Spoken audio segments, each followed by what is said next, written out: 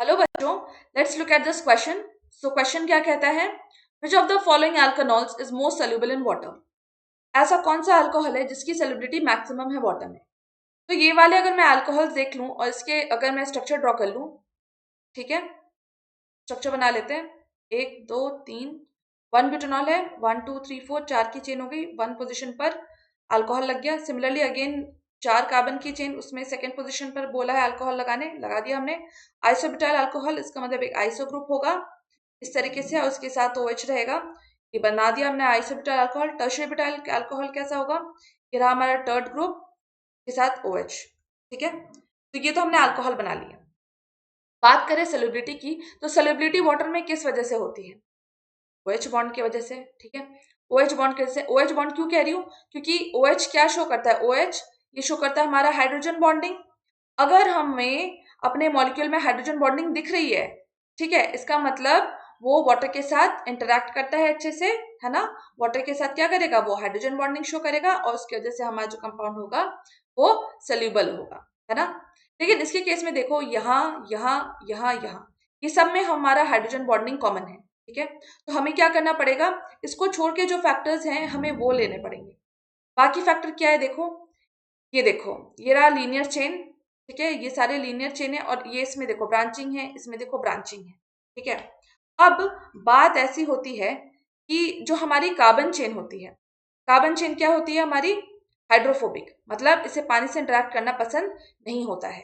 ठीक है, तो अगर हम ऐसी कोई चेन ढूंढे, ठीक है, जो कि जिसमें हमारा हाइड्रोफोबिक नेचर कम हो, अगर हाइड्रोफोबिक नेचर कम हुआ तो इसका मतलब वो क्या करेगा? वो वाटर से ज्यादा इंटरेक्ट कर पाएगा, है ना।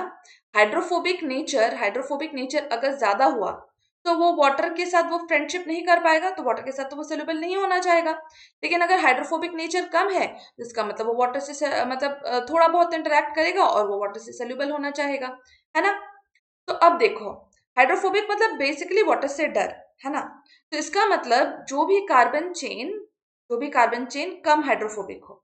कम हाइड्रोफोबिक हम कैसे ढूंढेंगे? ये अब बात आती है। ठीक है, अब देखो, जिसका भी सरफेस एरिया ज्यादा होगा, इसका मतलब जिसका भी सरफेस एरिया ज्यादा होगा, है ना, सपोज करो इसका सरफेस एरिया ज्यादा है, ये वाटर के ज्यादा कांटेक्ट में आएगा, इसके ज्यादा इसमें जो जितना भी ज्यादा सरफेस एरिया है वो वाटर के साथ ज्यादा कांटेक्ट में आएगा, राइट। इसका मतलब इसकी सॉल्युबिलिटी क्या कर जाएगी? डिक्रीज कर जाएगी। लेकिन वही अगर मेरा सरफेस एरिया कम हो गया, किसी तरीके से मैंने इसको कम कर दिया, ठीक है, कम कर दिया, तो इसका मतलब वाटर से इंटरेक्शन कम होगा और ये ज्यादा सोल्यूबल होगा, राइट। तो यहाँ देखो, ये देखो, ये वाला पार्ट क्या है?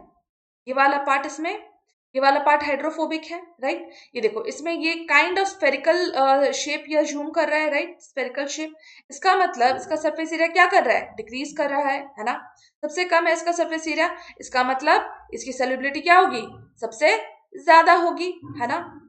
बाकी में देखो, लीनियर चेन्स है, ये थोड़ी सी बहुत ब्रांच्ड है, तो लीनियर चेन है, इसका मतलब क्या हो गया बच्चों? लीनियर चेन का तो मतलब ही हो गया कि हमारा सरफेस एरिया ज्यादा है, इसका भी सरफेस एरिया ज्यादा है ना। इसमें देखो, इसमें भी ब्रांचिंग है, बट ये जितना तो ब्रांचिंग है नहीं इसमें। इसका मतलब ये तीनों तो कॉम्पिटिट नहीं कर पाएंगे इसके हिसाब से, है ना। तो इसका मतलब ये पानी में ज्यादा सोल्यूबल हो जाएगा, राइट। इसका मतलब सोल्युबिलिटी इसका वाटर में मैक्स होगा। That means option D is the right answer of our question. I hope you understood the concept. All the best बच्चों।